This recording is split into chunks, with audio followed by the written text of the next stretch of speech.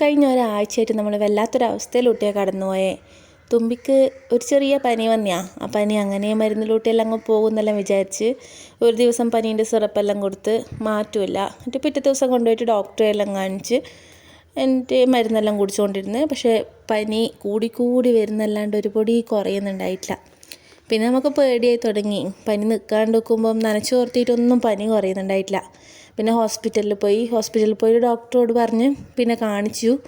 മരുന്ന് കുറച്ചുകൂടെ തന്ന് വീട്ടിലെത്തിയിട്ട് നോക്കുമ്പോൾ ഒരുപടി മരുന്ന് കുടിക്കുന്നില്ല. തുപ്പിക്കളി പിടിച്ചു വെച്ചാലും കുടിക്കൂല, നമ്മളെ മാന്തിപ്പറിക്കുക. അവളങ്ങനെയല്ല അതിനെ എതിർക്കാൻ പറ്റുമെന്ന് വെച്ചാൽ അതെല്ലാം ചെയ്തു നോക്കി. ഡോക്ടർ നിവൃത്തിയില്ലാണ്ട് അവിടെ അഡ്മിറ്റാക്കേണ്ടതെന്ന്. എന്നിട്ട് അങ്ങനെ അഡ്മിറ്റായി. ഇഞ്ചക്ഷൻ ഇടുമ്പോൾ ഒരു പൊടി കരഞ്ഞിട്ടില്ല. ഇഞ്ചക്ഷൻ ഇടുമ്പോൾ കരഞ്ഞില്ല, അതിലോട്ട് മരുന്ന് വെക്കുമ്പോൾ കരഞ്ഞില്ല, പിന്നെ അങ്ങനെ ഒന്നും കരഞ്ഞില്ല.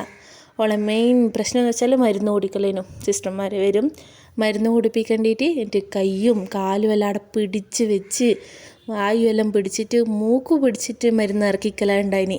എന്നാലും പകുതി അവരെ മുഖത്തൊക്കെ തുപ്പേനു. എന്നിട്ട് അങ്ങനെയല്ലോ ഗുസ്തി പിടിച്ചിട്ട് ആ മരുന്ന് കുടിപ്പിക്കലുണ്ടായിനി. ക്ഷീണം എന്ന് പറഞ്ഞാൽ പറയാൻ പറ്റില്ല, അമ്മാതിരി ക്ഷീണേനും കുട്ടിക്ക്. കണ്ണ് തുറക്കാൻ പറ്റാത്ത അവസ്ഥ. അപ്പം ഗ്ലൂക്കോസ് ഇടേണ്ട വരുമ്പം രാത്രി മുഴുവൻ ഞാൻ ഉറക്കൊഴിഞ്ഞിരിക്കണം. ഞാനും ബിജുവാടനായിട്ടും എല്ലാം ഉറക്കൊഴിഞ്ഞിങ്ങനെ ഇരിക്കണം. ഓളെ ഗ്ലൂക്കോസിന് ഒരു ദിവസം ഞാനൊന്ന് കണ്ണിമി പോകുമ്പോഴത്തേക്ക് ഗ്ലൂക്കോസിൻ്റെ ആ ട്യൂബ് വിട്ടുപോയിട്ട് ബ്ലഡായിപ്പോയി ബെഡിൽ നല്ലോണം. പിന്നെ പേടിയായി.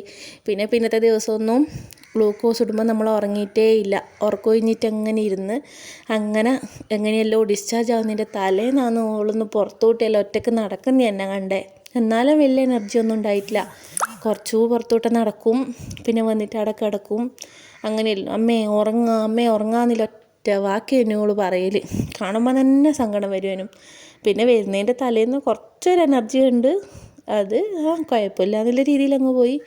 പിറ്റേ ദിവസം പിന്നെ കുറച്ച് വരാനായിന്നോ അല്ലെങ്കിൽ ഡോക്ടർ ഡിസ്ചാർജ് ആയിട്ട് പോയിക്കോന്ന് പറഞ്ഞുകൊണ്ടോന്നറിയില്ല, ഓളെ വാവേനെല്ലാം എടുത്ത് വെച്ച് കളിക്കുന്നുണ്ടായിനി.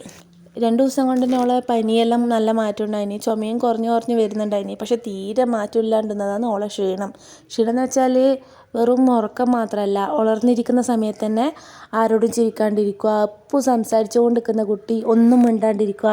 അതെല്ലാം കാണുമ്പോൾ തന്നെ വല്ലാത്തൊരു സങ്കടനും. ഇപ്പോൾ പിന്നെ കുറച്ചൊരു ഉഷാറായിട്ട് കാണുമ്പോൾ ചെറിയൊരു ആശ്വാസം. ഉഷാറെന്ന് പറയാൻ പറ്റില്ല, ചെറുതായിട്ടൊരു മാറ്റം വന്നിട്ടുണ്ട്. അപ്പോൾ ഇന്നലെ ഡിസ്ചാർജായി. ഇനി 2 ദിവസം പോയിട്ട് രാവിലെയും വൈകിട്ടും ഇഞ്ചക്ഷൻ അടിക്കണം, ആവി പിടിക്കുകയും വേണം.